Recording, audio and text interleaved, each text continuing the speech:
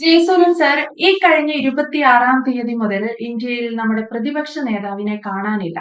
രാഹുൽ ഗാന്ധി വിദേശത്ത് എവിടെയോ ആണെന്ന് മാത്രമേ എല്ലാവർക്കും അറിയുള്ളൂ. മാധ്യമങ്ങൾക്കറിയില്ല, അല്ലെങ്കിൽ വേണ്ടപ്പെട്ട കോൺഗ്രസ് നേതാക്കന്മാർക്ക് പോലും അറിയില്ല. അദ്ദേഹം രഹസ്യമായി എവിടെയോ ഒരു വിദേശ സന്ദർശനം നടത്തുന്നു, അല്ലെങ്കിൽ ആരെയോ കാണാൻ പോയിരിക്കുന്നു. എന്തൊക്കെയോ അദ്ദേഹത്തിന്റേതായ പദ്ധതികൾ ആസൂത്രണം ചെയ്യുന്നു.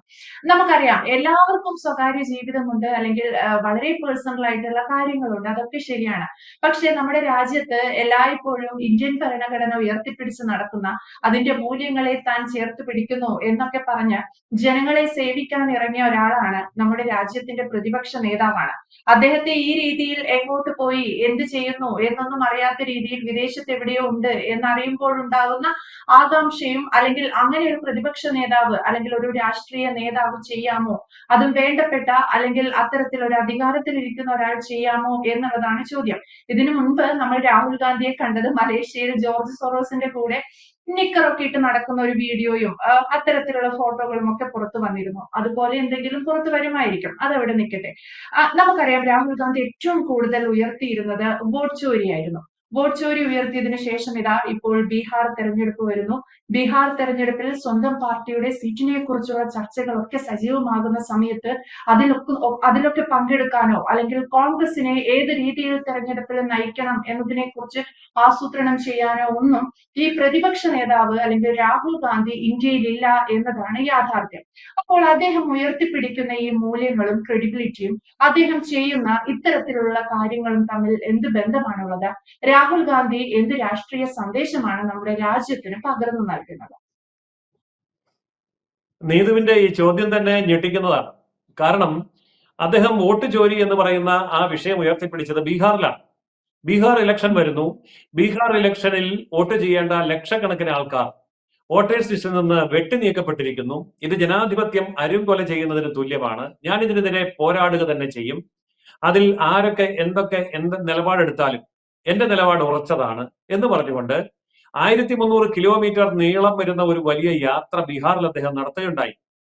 അദ്ദേഹത്തോടൊപ്പം ആ യാത്രയ്ക്ക് പിന്തുണ കൊടുത്ത RJD എന്ന് പറയുന്ന ഘടകകക്ഷി അദ്ദേഹവുമായിട്ടുള്ള ബന്ധം ഉപേക്ഷിച്ച് സഖ്യം വലിച്ചെറിഞ്ഞ് തെരഞ്ഞെടുപ്പിലേക്ക് ഒറ്റയ്ക്ക് നീങ്ങുകയാണ്. ഇതാണ് അവിടുത്തെ അന്തരീക്ഷം. തിരഞ്ഞെടുപ്പ് പ്രഖ്യാപിച്ചു കഴിഞ്ഞു. എല്ലാ ടൈം ടേബിളും പുറത്തു വന്നു കഴിഞ്ഞു. കോൺഗ്രസും അതിന്റെ സഖ്യകക്ഷികളും എന്നൊന്നും ഉണ്ടോ ഇല്ലയോ എന്ന് പോലും അറിയില്ല. കഴിഞ്ഞ തവണ കോൺഗ്രസ് മത്സരിച്ചത് 70 സീറ്റിലാണ്, ജയിച്ചത് വെറും 19 സീറ്റിലാണ്. ഇത്തവണ RJD പറയുന്നു കോൺഗ്രസിന് 70 സീറ്റൊന്നും കൊടുക്കാൻ പറ്റില്ല, വേണമെങ്കിൽ ഒരു 50 സീറ്റ് കൊടുക്കാം എന്ന്. പക്ഷേ മറുവശത്ത് മറുപടി പറയേണ്ട രാഹുൽ ഗാന്ധി രാജ്യത്ത് പോലുമില്ല. കോൺഗ്രസ് നേതാക്കന്മാർക്കൊട്ട് മറുപടി പറയാനും വയ്യ. കാരണം കോൺഗ്രസ് നേതാക്കൾ ആരെങ്കിലും കയറി ഇത്ര സീറ്റ് വേണം അല്ല ഇത്ര സീറ്റ് വേണ്ട എന്ന് പറഞ്ഞിട്ടുണ്ടെങ്കിൽ രാഹുൽ ഗാന്ധി എവിടുന്നെങ്കിലും പ്രത്യക്ഷപ്പെട്ടിട്ട് നിന്നോട് ആര് പറഞ്ഞടാ അങ്ങനെയൊക്കെ പറയാൻ എന്ന് ചോദിച്ചെന്ന് വരും. അതുകൊണ്ട് കോൺഗ്രസ്സുകാർക്കൊട്ട് മിണ്ടാനും വയ്യ.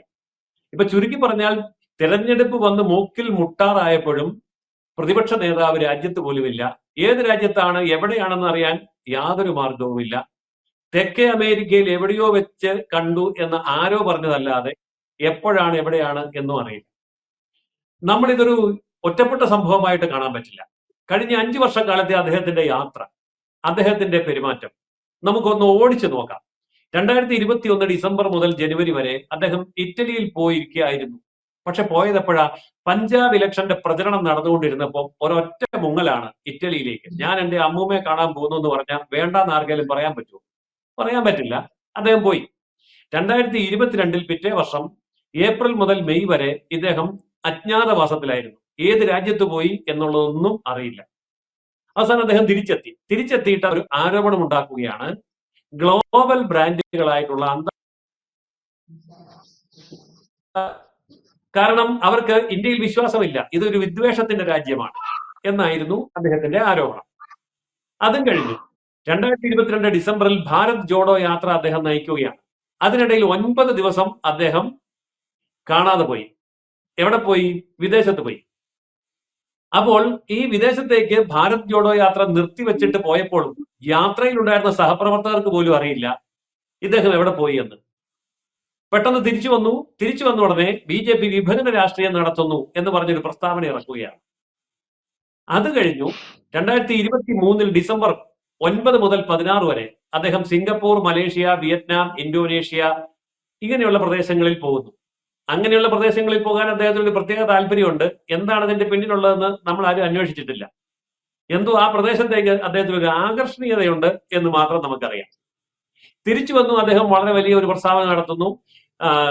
തൊഴിലില്ല, യുവാക്കൾക്ക് തൊഴിലില്ല, യുവാക്കൾ പട്ടിണിയിലാണ്, അദാനിക്ക് വേണ്ടി, അംബാനിക്ക് വേണ്ടി എല്ലാം തീരെഴുതി കൊടുത്തിരിക്കുകയാണ്, യുവജനങ്ങളെ മറക്കുന്നു. ഇതായിരുന്നു ആരോപണം. 2023 ജൂണിൽ അദ്ദേഹം അമേരിക്കയ്ക്ക് പോയി. അമേരിക്കയിൽ പോയിട്ട് തിരിച്ചു വന്നപ്പോൾ അദ്ദേഹം പറഞ്ഞു, ജാതി സംവരണം ആ കാര്യത്തിൽ യാതൊരു വിട്ടുവീഴ്ചയുമില്ല, അതിഗംഭീരമായ പോരാട്ടമായിരിക്കും വരാൻ പോകുന്നത് എന്നൊക്കെ പറഞ്ഞല്ലാതെ പിന്നെ ഒന്നും സംഭവിച്ചില്ല. 2023 അദ്ദേഹം ഉസ്ബെക്കിസ്ഥാനിൽ പോയി. എന്തിനു പോയി, എവിടെ പോയി, ആർക്കും അറിയില്ല. ഉസ്ബെക്കിസ്ഥാനിൽ പോയി എന്ന് പറയപ്പെടുന്നു എന്ന് മാത്രമേ ഉള്ളൂ. 2024 കഴിഞ്ഞ വർഷം സെപ്റ്റംബർ 6 മുതൽ 12 വരെ അദ്ദേഹം അമേരിക്കയിലായി. അത് ലോക്സഭാ സെഷൻ തുടങ്ങുന്ന സമയം. ഈ ലോക്സഭാ സെഷൻ തുടങ്ങുമ്പോൾ ഇദ്ദേഹം കാണുകയില്ല. അവസാനം സെഷനൊക്കെ ആരംഭിച്ചു കഴിയുമ്പോൾ എവിടെയെങ്കിലും പ്രത്യക്ഷപ്പെടും. ഇതൊരു പ്രത്യേകമായ പതിവ് അദ്ദേഹം തുടങ്ങിയിരിക്കുകയാണ്. 2024 ഡിസംബറിൽ അദ്ദേഹം വിയറ്റ്നാമിലേക്ക് പോയി. മാർച്ച് മാസം 12 മുതൽ 17 വരെ വിയറ്റ്നാമിലായിരുന്നു. അത് കഴിഞ്ഞ് ജാതി സെൻസസ് വേണം എന്ന് പറഞ്ഞ് പെട്ടെന്ന് അദ്ദേഹം പൊട്ടി വീഴുകയാണ് ഉണ്ടായത്. 2025 ഏപ്രിൽ 20 അദ്ദേഹം ഇതുപോലെ ഒരു അജ്ഞാതവാസം കഴിഞ്ഞ് തിരിച്ചെത്തിയിട്ട് പൊട്ടിച്ച ബോംബാണ് വോട്ട് ചോരി. ആറ്റം ബോംബ് പൊട്ടിക്കാൻ പോവാന്ന് പറഞ്ഞു. അവസാനം ശബ്ദമൊന്നും കേട്ടില്ല. ആൾക്കാർ നോക്കിയപ്പോൾ ഒരു പുക മാത്രമേ കണ്ടുള്ളൂ, ഒന്നും ഉണ്ടായിരുന്നില്ല. ഖത്തർ, UK, ദുബായ് ഇവിടങ്ങളിലൊക്കെ അദ്ദേഹം അതിനിടയിൽ യാത്ര നടത്തിയിരുന്നു എന്ന് പറയപ്പെടുന്നു. വ്യക്തമായ വിവരം അറിയില്ല. 2025 സെപ്റ്റംബർ 4 മുതൽ 8 വരെ അദ്ദേഹം മലേഷ്യയിലായിരുന്നു എന്ന് പറയപ്പെടുന്നു. വൈസ് പ്രസിഡന്റിന്റെ, ഉപരാഷ്ട്രപതിയുടെ തെരഞ്ഞെടുപ്പിനാണ് പിന്നീട് അദ്ദേഹം തിരിച്ചെത്തുന്നത്. ഇപ്പോഴിതാ നീതു ചോദിച്ചതുപോലെ സെപ്റ്റംബർ 26 മുതൽ ഇന്നേ നാൾ വരെ അദ്ദേഹത്തെ കാണാനില്ല. തെക്കേ അമേരിക്കയിൽ എവിടെയോ ആണെന്ന് പറയപ്പെടുന്നു. ഇങ്ങനെ ഒരു രാഷ്ട്രീയ നേതാവ് ലോകത്ത് ഏതെങ്കിലും ഒരു രാജ്യത്തുണ്ടോ? ഇങ്ങനെ ഒരു പ്രതിപക്ഷ നേതാവ് ലോകത്ത് ഏതെങ്കിലും ഒരു രാജ്യത്തുണ്ടോ?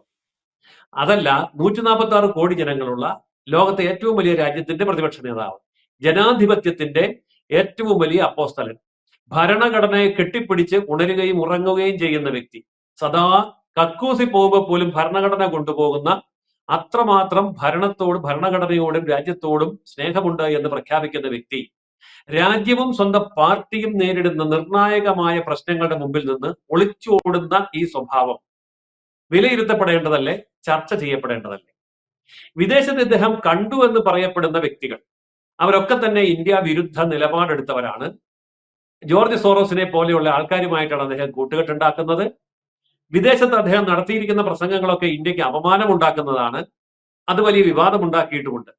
ഇനി സ്വദേശത്ത് അദ്ദേഹം എടുത്ത നിലപാടുകളെ സംബന്ധിച്ച് ഇന്ത്യയിലെ സുപ്രീം കോടതി പോലും ഇന്ത്യൻ പ്രതിപക്ഷ നേതാവിനോട് ചോദിക്കേണ്ടി വന്നു, നിങ്ങളൊരു ഇന്ത്യക്കാരൻ തന്നെയാണോ? നോക്കണം, ഇന്ത്യയിലെ സുപ്രീം കോടതിയാണ് ചോദിച്ചത്, നിങ്ങളൊരു ഇന്ത്യക്കാരനാണോ?